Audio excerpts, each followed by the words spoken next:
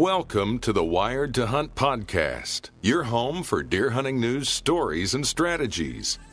And now, your host, Mark Kenyon. Welcome to the Wired to Hunt podcast. I'm your host, Mark Kenyon, and this is episode number 8. Today we're going to be talking about tree stands strategy, tree stand placement, tree stand setup, our favorite models of tree stands, and much, much more. So stick around, grab a cold beverage, and enjoy.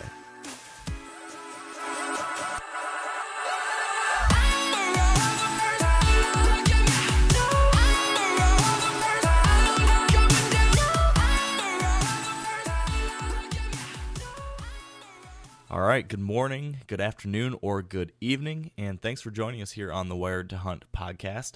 Along with me today is the nine-fingered wonder from Iowa, my trusty co-host, Dan Johnson. How's life treating you these days, bud? Well, a lot better after that introduction. I didn't.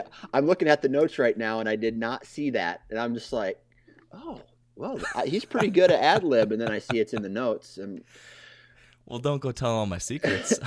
Nine-fingered wonder. Yes, Sounds sir. like I'm some superhero's sidekick. Well, I like to think that you are. Okay. So, well, at least a superhero. Maybe not the sidekick. You're a superhero all on your own, Dan. But yeah, I'm doing pretty good over here too. It's kind of cruddy outside. It's raining and such around here, but it's warm, so I can't complain too much. But what's the world look like outside your door? Well, we got rain the past 3 days. So I'm going to have to mow my yard again for the third time in about, what feels like 10 days. So I got to do that. I've been doing some yard work. I'm getting my trail cameras ready, kind of going through one a night, testing it, making sure they work. Being a dad and a husband and full-time job and all that other BS that no one really cares about. Sounds like you got a lot on your plate. That's right. That's right. Yeah. I like the mention of trail cameras, though. I'm getting pretty pumped up about that too. I actually set up a camera this past weekend down in Ohio, so I'm excited to head back down there in probably a month and a half and see what's starting to pop up there. And I think in probably a couple weeks we should do a full episode all about trail cameras because that's something I know that that we're excited about, and I'm sure our listeners are too. But the one other exciting thing for me was that this past weekend while I was there in Ohio, not to jump too far down the turkey road, but I did have a pretty darn good weekend of turkey hunting again. I had my first double. Me and my buddy Josh, shot 2 big old gobblers on the count of 3 at the same time. So, yeah, that was pretty sweet. I did that last year with my wife. She shot, the Tom stuck around, and I shot the one that stuck around. That's awesome. I've always seen it on TV, like we were talking about during that one turkey episode. But it's never actually happened for me, but it worked out really well. And it was really cool because Josh has never killed a turkey before. So this was his first turkey and my second of the year. And just it worked out really well. It was cool. They were gobbling off the roost, and they came down and went the other way. So we were kind of feeling a little bummed about it. But I ended up getting a couple hens talking near me, maybe an hour after. Well, it was actually 2 hours after daylight, and I just started getting aggressive with the hens. My thought was that they must be henned up. The gobblers must be with the hens, but they just weren't talking. So I just started, getting kind of nasty with the hens, and it brought 2 hens in, and right behind them, 2 big old gobblers. So that was pretty sweet. Yeah, cool. Yeah, but we did a bunch of work down there outside of that, and that. A big part of that prep that we were doing down there, other than turkey hunting, was related to tree stand related projects. And that's what I really wanted to talk about today. While we were down there, we scouted out new stand locations, we adjusted a setup, we put up a new tree stand, and then we actually decided on 4 more locations where we're going to be hanging stands over the coming months. So, with all that fresh on my mind, I thought we could spend our time, today discussing tree stand setups and everything that goes into that strategy. And it's something we could probably talk about for 4 hours, but we'll try to keep this to a little less than that. But that said, on a scale of 1 to 10, Dan, how much do you like setting up tree stands? Well, that's a variable for me, because when it's 90 degrees out and you've procrastinated so long and it's August and it's humid and it's 100 degrees out, I hate setting tree stands. It's a 1. Yeah. But if it's a cool day and I don't have a lot of trimming to do, or I'm setting one up on a field edge, I would say maybe an 8, just because it's I mean it's never fun, but it's the excitement. I guess there's a little bit of an excitement saying, God, I cannot wait to hunt this stand. Yeah, that's true. I can definitely relate to that. I fall into the same camp as you, though, where more times than I'd like to admit, I end up procrastinating and putting it off too far. And just like you said, it's usually a super hot day.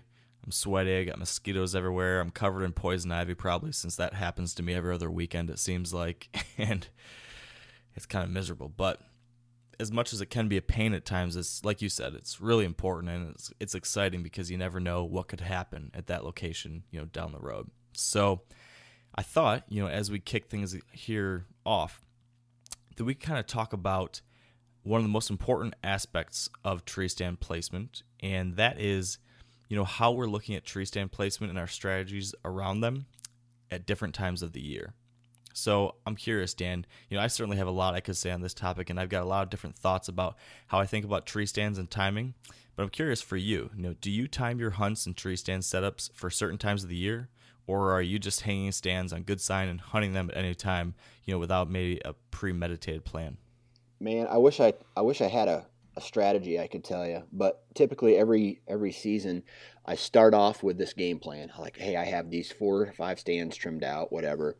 And then from that point, I start working my trail cameras, and I'm looking for where the activity is. Okay, so let's say I got a buck coming to a shooter buck coming to a field edge or coming by a trail camera, but it's after dark or it's right at dark. I'm gonna hunt inside of that to where he might be coming through at I don't know, in daylight hours. Okay. But if he's coming later in the season, let's say towards the rut, the pre-rut, the late November, the early November, late October, where these bucks start showing up in daylight hours, I'm hunting closer to the field edges, and then as time goes on, I'll work my way in depending on what my trail cameras show. Right. Are you putting those cameras pretty close to your stand setups then? Some of them are. A lot of them are in pinch points, and I'll move a lot of them depending on where the sign is. So let's say I find a scrape that's getting worked, and so I'll put it over there. And one thing I've noticed over the years that these bucks are making big circles, or they're running some kind of circuit every day. And based on the wind direction is the way they approach this circuit. And they want to make sure they're hitting the sign where the does are at and hitting those bedding areas when they're starting to search out for does. And based on what my trail camera is showing, is where I set up. And here's an example. I have a property where there's a creek system that runs through it, and along this creek systems are the bedding areas. And then there's some 2 tracks and some, let's say, some old farm roads that these deer travel. It's like a big circle around these field edges. And there's sign throughout the entire year there. Even right now, there's going to be an active scrape somewhere in there.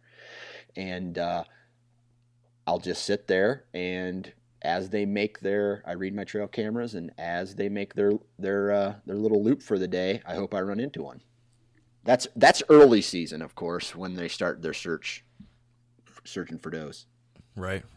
Okay. Well, that's interesting how you're using those trail cameras to really determine how you're moving your stands. And, something that I wanted to dive in a little bit later about was the fact that you do, at least I think, you do a lot of run and gun hunting where you're setting up a portable tree stand, hunting it once, then moving somewhere else. So we'll dive into that a little bit later. Because I think that's something really interesting. It's something I've done to a degree, but probably you more so than me. But I'll take a stab at the question I just asked you too.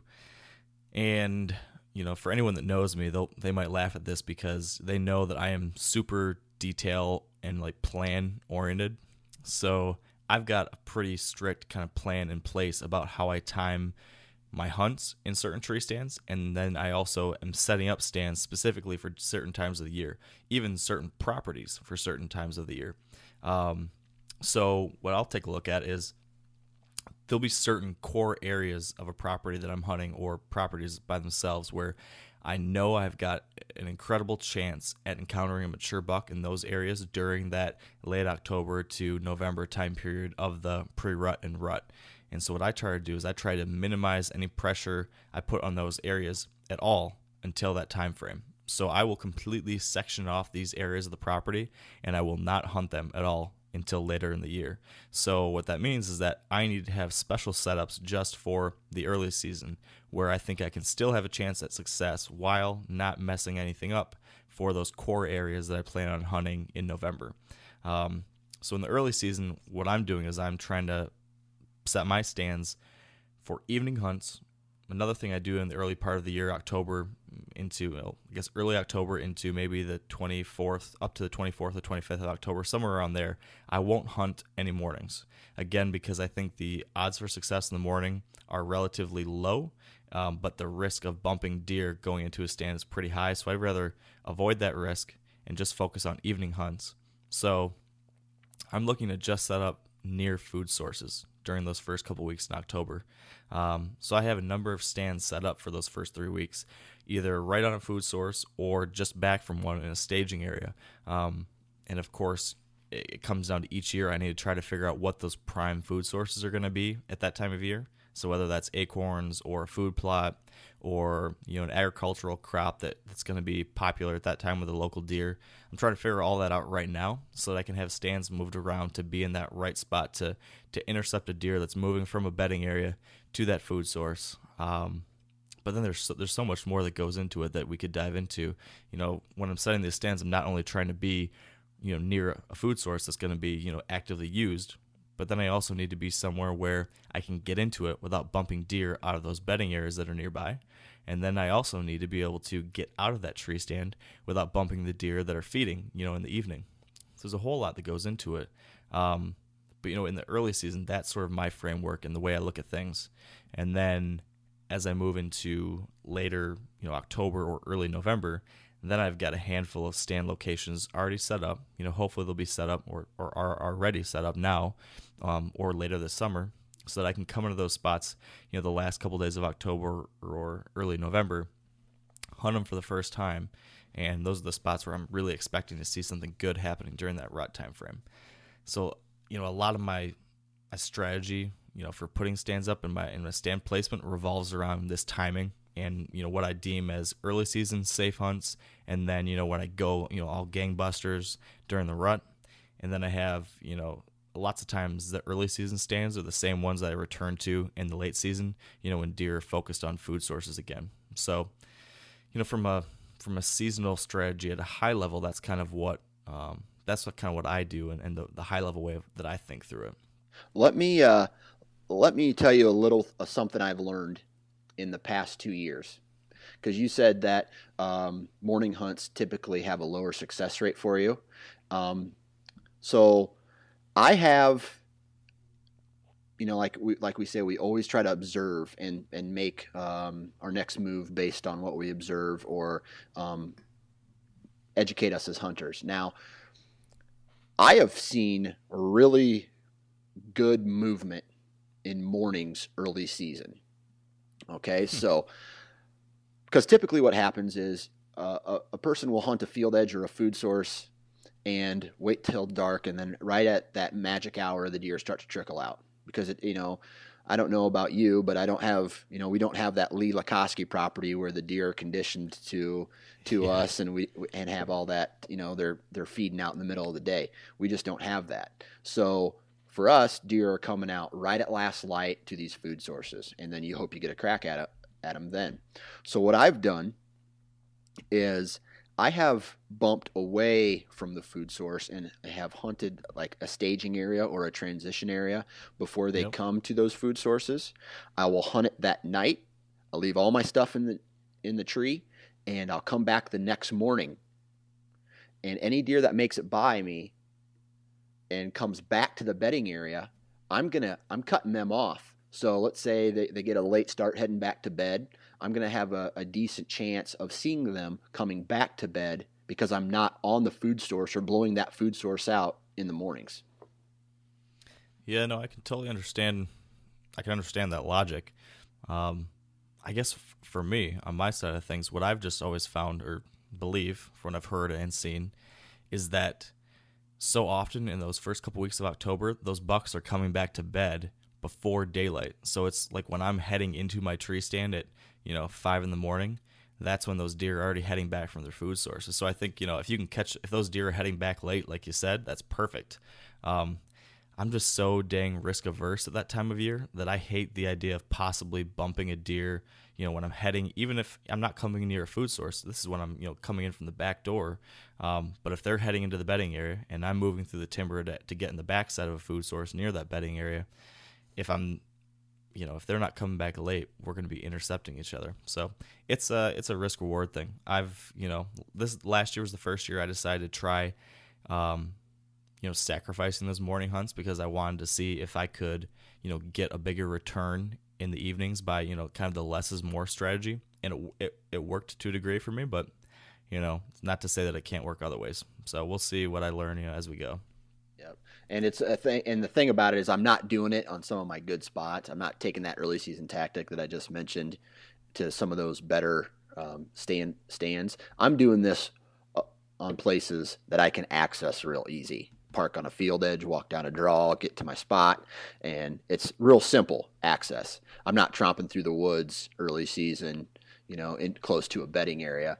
It's just something I've observed for, and it's not for all my properties. It's for two stand placements in particular, actually. So it's just and it's typically when I'm trying to kill a doe. Interesting. Speaking of, how you mentioned there's 2 specific spots that work well for that type of strategy. I'd be curious to hear moving forward a couple weeks into the season, when it comes to that pre-rut or rut time frame, assuming you don't have any trail camera evidence that tells you what to do, where are you setting up, the first week of November? Is there a certain type of generic area that you're looking for, or do you just kind of see what the sign tells you? Yeah, I have. Okay, so remember when we talked to Dan Infault all those weeks ago? Mm-hmm. I have observation stands. So I'll pop into an observation stand and watch, and then make my move in. So just imagine a giant circle, and in the center of that circle is a known bedding area or a hot zone, so to speak. So I'll move my way in closer and closer as we get closer to the rut, or I'll make my move in when I see that there is sign, like a heavy sign, or my trail cameras are talking to me. Now, when you say heavy sign, what does heavy sign constitute for you? A heavy sign would be scrapes, open scrapes that let's say if I'm checking and typically I have trail cameras over them. So it's kind of a combination of these scrapes that are getting hit on a daily basis by my target bucks, because typically going into the season, I already have my hit list put together of bucks that I'm going to shoot or I'm going to pass if I run into them. So if some of those shooters start showing up on this sign close to daylight hours, I'm going to be hunting that area. Yeah, definitely. I think something you mentioned brings up a point that's worth touching on, I think, as well, and that's scrape hunting in general. I think there's been a lot of things said about hunting scrapes. Back in the 90s, from what I heard and what I've read when I was a little kid, scrape hunting was really popular. And then, recently people have talked a lot about the fact that research is showing that most scrape visits are happening in the dark. But it still seems like there can be a sweet spot when being on those scrapes can, still pay off. And like you said, if you have a camera on it, you can figure out those time frames and be there to make your move. I had a situation this past fall where I really think I missed an opportunity. And it was around this time frame of between October 20th and October 30th. And from things I've heard from other people and from what I've personally seen, that just seems to be like a sweet spot for when mature bucks seem to be starting to visit these scrapes heavily. And from a lot of different things I've heard, other people have been seeing similar things to what I have. And what I had is a trail camera was set up on a scrape, and it was starting to get hit really hard on like October 23rd. I had a couple trail cameras in the surrounding area, and I started picking up a good amount of movement. And I began to hunt a couple spots deeper in my property right around that time frame. And I passed this scrape on the way to get to one of these different locations. Well, the first time I passed that scrape, it was probably, 3 or 4 o'clock in the afternoon, and I bumped a single deer off that scrape, and I could just see it bounding away, and it sounded and just looked like a big, heavy deer. So I was kind of like, crud, I've spooked something, but I kept going and went and hunted, wherever I was going that day. 3 days later, I think it was, I had to go. I wanted to head back to the same general area, and I thought the conditions were right to make the plunge, so I did again. And in the back of my head, I'm thinking, man, I got to be careful to avoid that scrape area, just because it's getting hit hard. Who knows? This is on the edge of a standing cornfield, so I think the deer were pretty comfortable moving in that area even during daylight. Well, I went about 5 or 6 rows deep into the corn and was walking down that edge. I should have really avoided it, but I was lazy, I guess. And I'm walking along the edge. I get to the same spot, and crash, crash, crash. A single deer goes bounding off. Well, I go and check that trail camera, and I had one of my top hit list bucks, a buck I call 6-shooter, which I ended up killing, as you know, in December I ended up getting him. But he was visiting that trail camera, or visiting that scrape, in the middle of the daylight. In a 3-day time frame, he visited that darn scrape 4 different times in the daylight. And, if I had checked that trail camera earlier, or if I had, trusted my instincts, when it happened, I was like, man, I think that's one of the big boys. For some reason, I just had a hunch. If I would have moved in there right away and hunted it the next couple days, I might have gotten a shot. He came in there at 5 o'clock one day. The next day he was in there at noon. And I think what he was doing, he must have been bedding pretty close to there. There's a little finger of timber that stuck out right there into the standing corn. And I think he was bedding off that point and visiting this scrape every once in a while just to see what was moving through. And that was kind of a hunch I had, and I didn't act on it. But in retrospect, I should have. But I don't know. Have you seen anything similar to that during that time frame for scrape hunting? Before we go to that question, I'm going to ask you a question. How often do you hunt with your gut?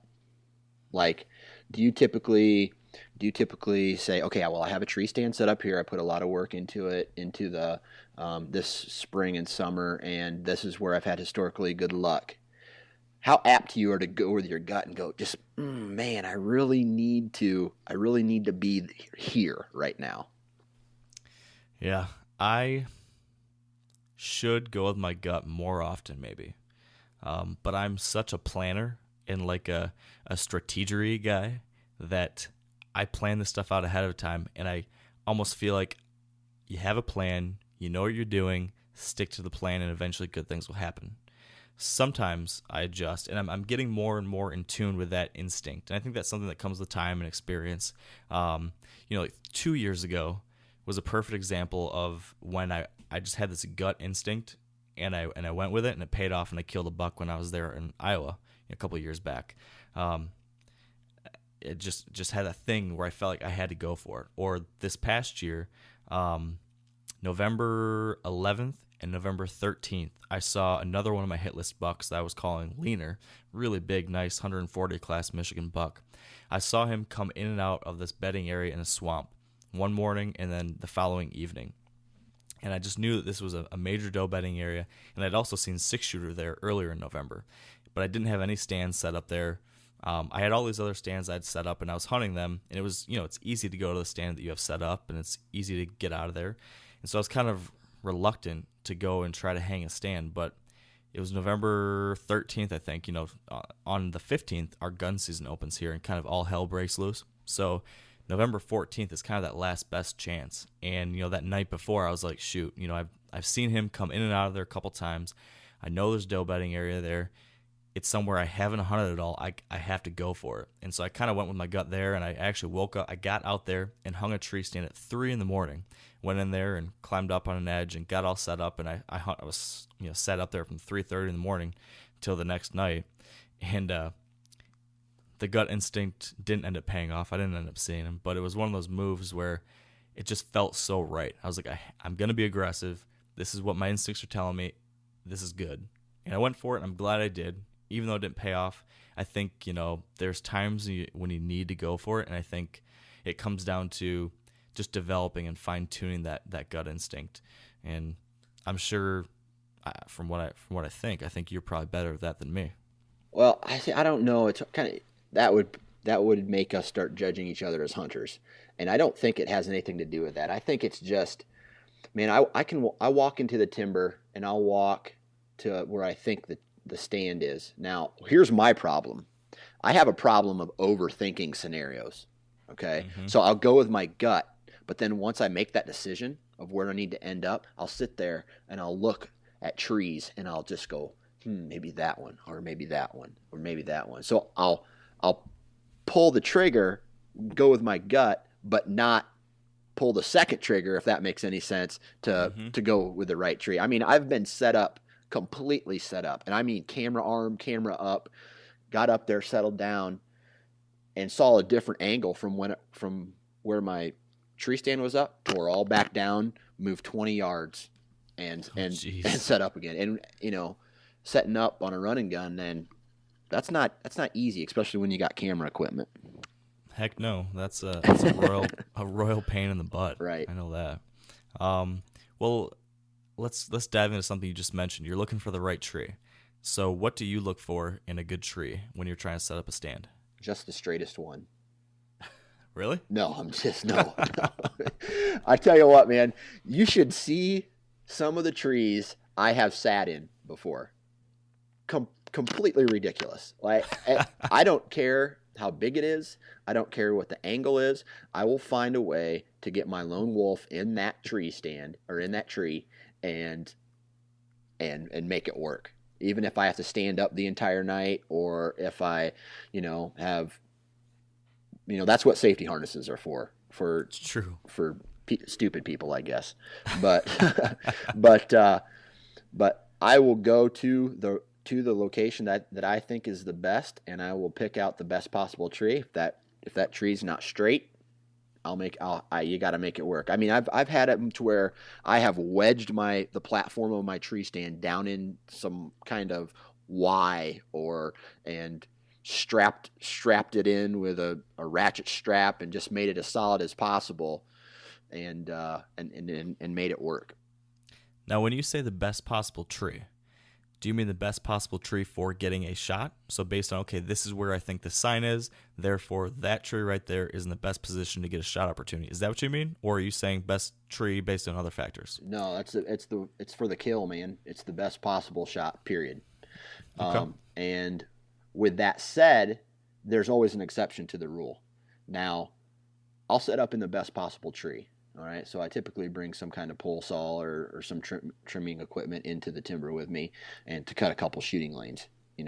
If this is a pure run and gun, and I've done no prep work for that tree, I'm going to cut a couple shooting lanes, something real small, real narrow, so that where I come in, where I think these deer are going to come, I'll have a shot opportunity. It's not going to be 40. I'm not trimming 40-yard lanes all the way out. But I'll sit and I'll say, okay, he could come from here, he could come from here, he could come from here, and I'll trim those what I think are the highest percentage areas, shooting lanes, and then at that point, when you're all set up and those lanes are shoot, it's just kind of a hope and pray type scenario.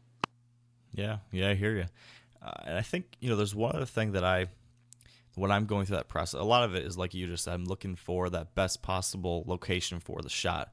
But then the other thing I think about, and that I've encountered and I've experienced this, is sometimes when I try to set up in that perfect tree for the shot, if I don't think about my cover in the tree and how the tree is going to, help conceal me, I almost hurt myself more than I help myself, because I've had times where I thought this is the tree I have to be in to get a shot.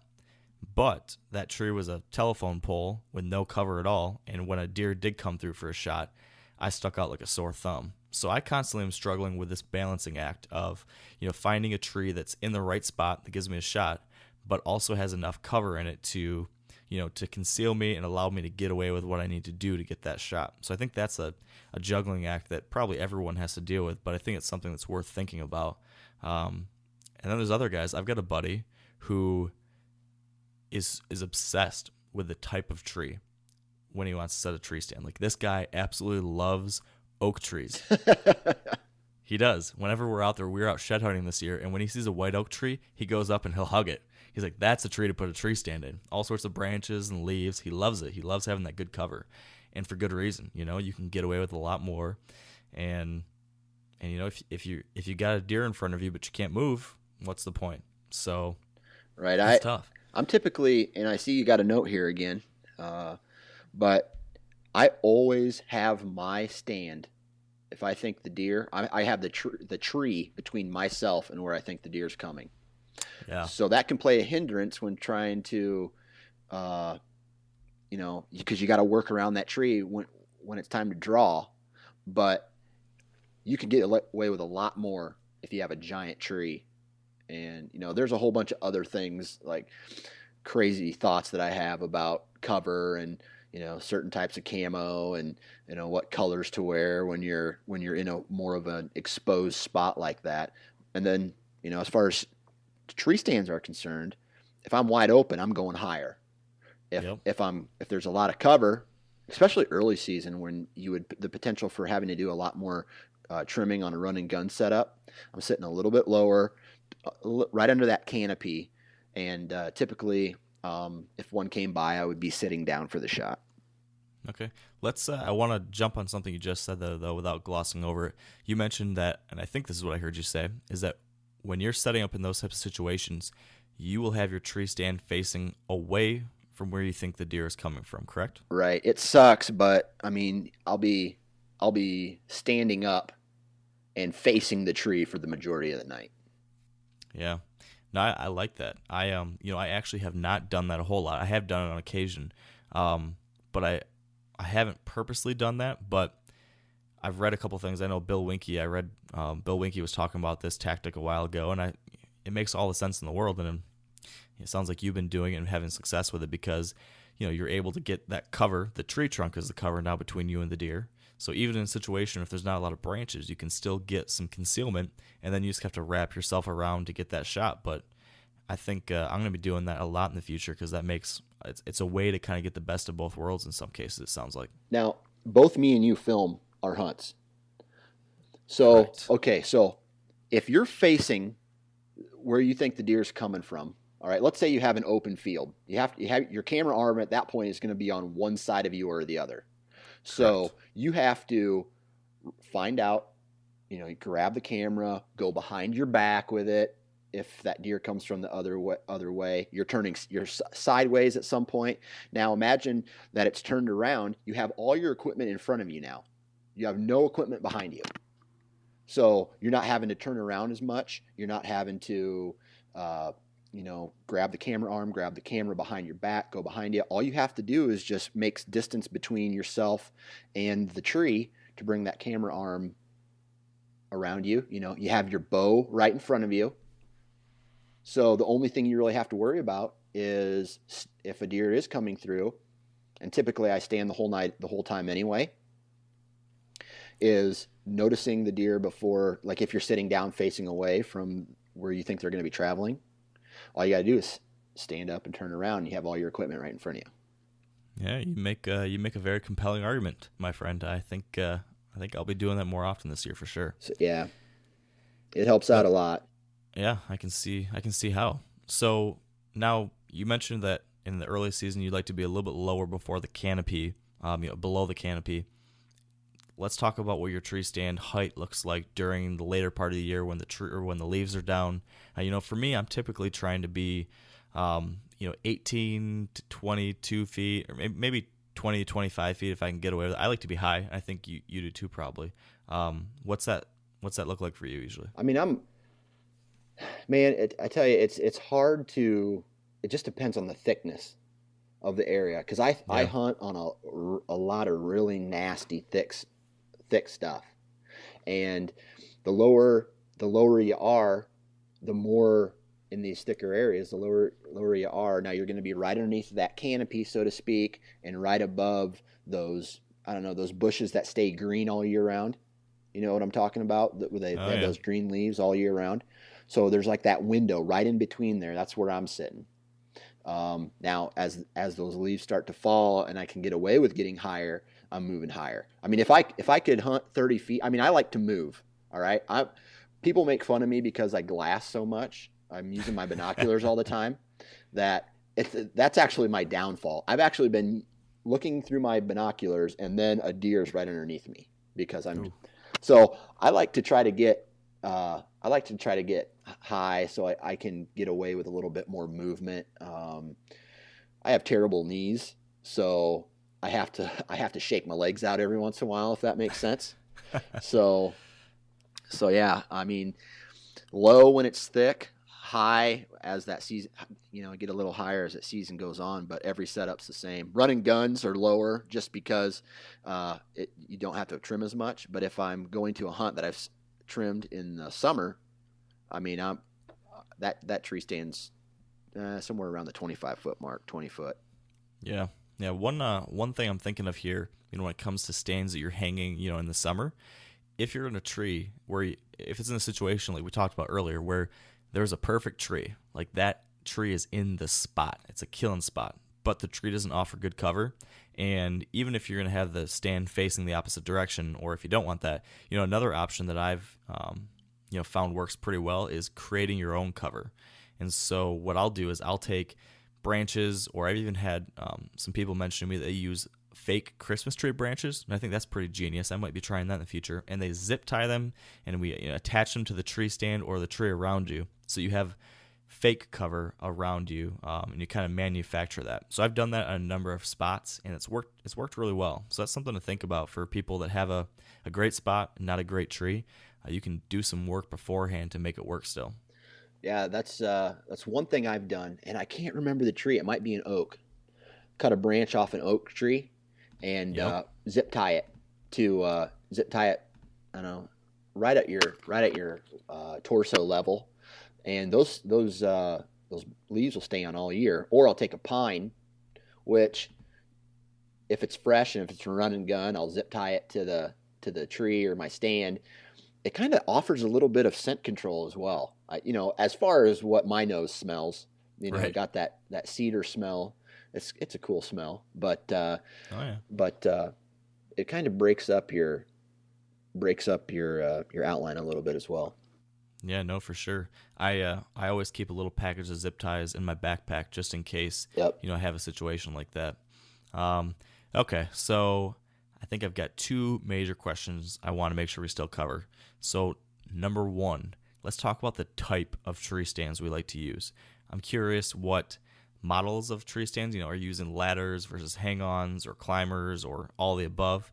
And then I'd be curious to know what brand tree stands you like, Dan. And then I'll share my thoughts too. Right. Well, as far as styles are concerned, man, I've the past 6 years maybe, I've only hunted with hang-ons and sticks. Unless there is a tree stand already in the tree. Let's say I go to because some of these farms already have these old rickety ladder stands in them. Right. And they're like $65 to $100 at Farm King. It's a store in Iowa. And so they're affordable, and that's what I used to hunt. Now that I have a little bit more money, and I got some benefits from previously being, with a hunting show, the convenience level of a hang-on with sticks, they're easy to pack in, they're lightweight, and you can adjust them to whatever tree you want.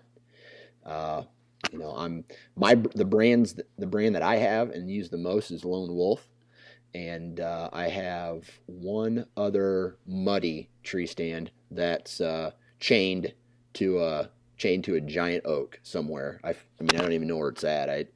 It's in the woods somewhere, and I left it there, and I think it's probably grown into the tree. But my Lone Wolves, man, they're hard to beat. They're so compact. You can set up a tree stand in 5 minutes, and you can be hunting. It's not.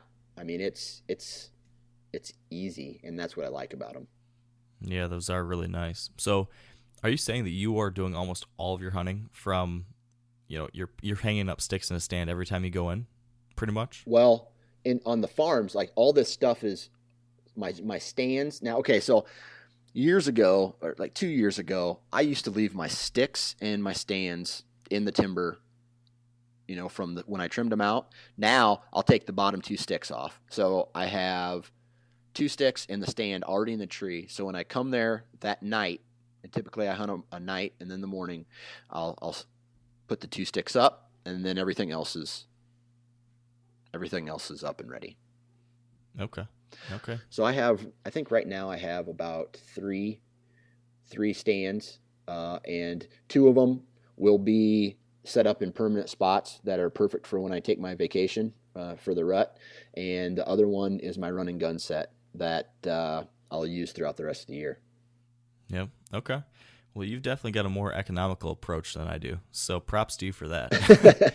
Because this again goes back to just the way my mind works through things. I have to have like everything prepared ahead of time. And so what that means is I own like 20 or 25 different tree stands. And I have these set up all over the place, all over the darn world.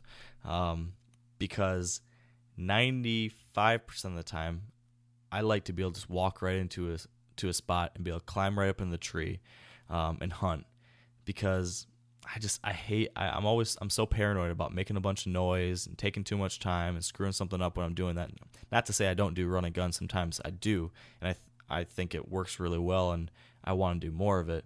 But what I end up doing is more times than not, I try to have as many spots as possible prepared.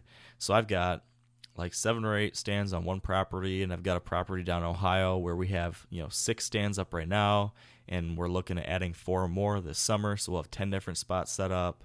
And what those tree stands are, not even 99%, all of them are hang-on stands, and then we use either the climbing sticks, not the portable climbing sticks, but the ones that kind of bracket in together, and it's a big 20-foot section that gets strapped to the tree. Yep. We use those, or most of the time I just use the screw-in steps, and I don't even like them. I hate putting them into the tree.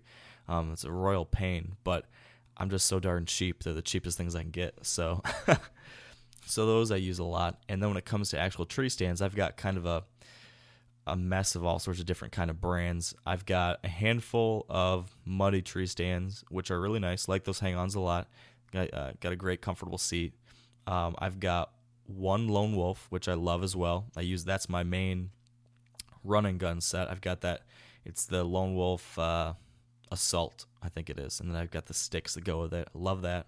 And then I have like 15 of the $40 cheapo specials from Walmart or TSC or whatever it might be. And those are the ones that are, set up in most areas. And I hate them. They're not comfortable. They're not quiet. They're not great. But when it comes right down to it, it's better than nothing. And it's what I can afford at the time. So now I know guys up north that strictly hunt with climbers. And that's all they do, though. And they're typically run and gun hunters too. Here's a story for you. I don't know if I was out of high school yet or not. So it was somewhere around 98, 99, 2000. And you're really dating yourself right here, dude. Yeah, I know. I know. But so I got a climber for a gift. And so I put it on my back. And I practiced with it in this public piece before I went to my hunting spot. So I get out there, and as always, I'm doing some kind of run and gun deal. I find the tree that I want to get in, and it's crooked. And I'm like, how the hell am I going to get up this thing with this ladder? So I went over to about 20 yards away, 30 yards away from where I wanted to be. On the opposite side of that was where I wanted to hunt. Now I get my climber up, and I'm set up. I drop my release. So you got to go all the way back down. Oh, jeez. Come all the way back up. But here's the kicker. So that night, and I was probably, like I said, I was somewhere around the 18, 19, 20 age, and in walks probably a 165 class 10-pointer, and he had like a split brow. I can remember it as if it was yesterday. And that was the day I vowed to never use a climbing tree stand again, because I was not in the right spot. I brought in the climber, couldn't get into the tree that I wanted, and but there's guys out there who they're pretty good at it. I know a guy who doesn't even use tree stands. He uses one of those saddle swings. Oh yeah. You ever heard of those? Yeah, a couple of my friends use them too. He has, I don't know how he gets up in the tree. I think he's got like some kind of lineman's thing where he kind of, you've seen those TV shows where they see how fast they can climb a telephone pole. Yep. I think that's how he gets into his stands, buckles up, and just sits in like the crotch of a tree. Yep. I like it. Yeah, I know a couple guys that do the exact same thing. They've got tree spikes on their boots, right, that allow them to smash their feet into the tree and just kind of shimmy up it. It's pretty crazy. And I would love to try that sometime. Not gonna lie. I've heard they work really well, but they're out of business, so it's kind of hard to find those saddles, the tree saddles or tree slings or whatever they are. But I have heard good things about them. That's I have not used a climber before, but I did actually get one for Christmas this year. So we'll see. We'll see if I use it and to what degree I use it. Like I mentioned, I want to be more mobile this year. I want to get out there and, this is another point we didn't really talk about a lot, and it applies more to me probably than you, since you're already moving around a lot more. But me, because I have these already set up tree stands all over the place, it can sometimes be tempting to just want to go back to one of them because it's convenient. Right. And it's easy to fall into the trap of over hunting a stand location. And I think what I've found is that you can very quickly educate deer in the area, especially mature deer, if you're visiting the same stand, over and over. So this year I'm really trying to be really firm about not hunting any one stand more than just a handful of times. And then, moving on to new places, because I think those virgin sits or the first couple sits are really dramatically better. I don't know what you've seen, but yeah, it's hard to tell because and this almost comes back to that when people say there's a lull going on. I hate it when people say, "Oh, it's the October lull." They're moving. Deer don't just disappear. Okay, they're there, and they're just not. They're not moving where your trail cameras are at or where you're hunting. They're moving somewhere because they got to drink and they got to eat and they got to bed, and from point A to point B, that's where they're moving. You're just not seeing them. Yep, so true. So I got off topic there. I apologize. No, that's a good point. And one that we're definitely going to be talking about in a few months as we get closer to the fall. I'm sure we could have a couple episodes about October, the quote-unquote October lull, and how to hunt it and everything. One last thing before we close things out here. Anything else about your run and gun hunting? Because I think this is something when it comes to tree stand strategies that a lot of people want to know more about. Any tips for guys out there that want to be more mobile with their stand setups? What would you share with them, Dan? I mean, you got to be willing to take a risk. I mean, you got to be a risk taker first of all, and then that's what run and gun setups do. Now, sometimes they can hurt me. Sometimes, and to be honest with you, on these run and guns, that is when I'm typically the most successful. Bumping into a new area, finding out where these deer are traveling, and bouncing around from tree to tree to tree. Not this past year, but the year before, when I shot my buck, I was in probably a 200 foot by 200 foot by 200 foot square. All right. So, and I probably changed stand locations in that area, maybe a 2-acre area. I changed stand locations maybe 6 times before I got to where I needed to be. Wow. Now, I'm talking dropping your set, walking 20 yards and setting up again, and doing that until you think you got these deer pegged. And that's what it takes. You can't just go I'm lucky I share a hunting property with an old fat man, because he's been sitting in the same tree stand probably since 1979 or whenever they legalized bow hunting in Iowa. And it works to my benefit. It pushes all the deer away from me, but you have to be able to be mobile. And if a deer's making a move and he starts, even if it's a pattern for 2 days, you see him move that one day or that one night, you best believe that next night I'm over in that area. I'm over where I saw that buck. because if he's coming from there once, there's a potential he's going to come there for, again, especially, the early to mid October season. Now the rut, it's all bets are off, but that, and have a backup of whatever you need with you, a good handsaw, a pole saw, because I used to not carry a pole saw when I was hunting, and I used to work for a pole saw company, and now I always carry a pole saw. Right. And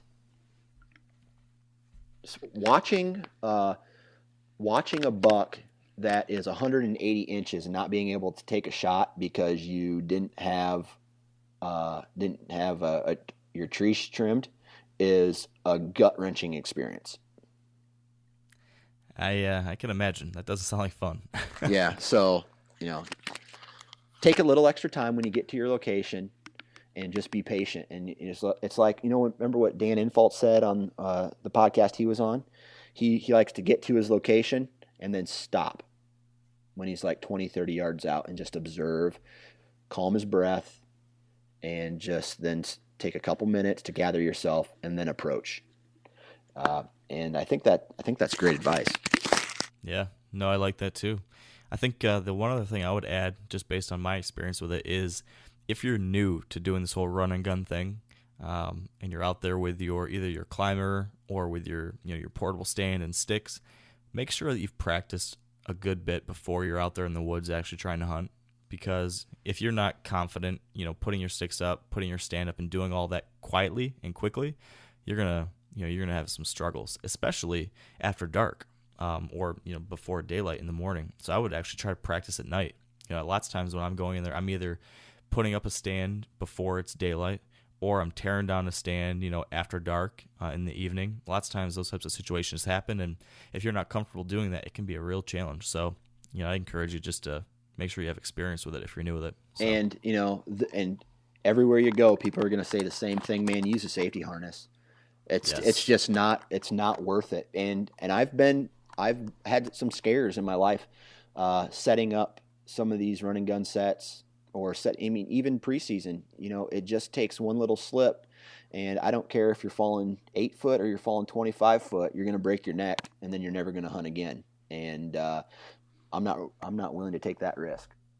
Yep, I agree. It's not worth it at all. So, safety first. Well, I think that's a pretty perfect place to wrap up. You think so, Dan?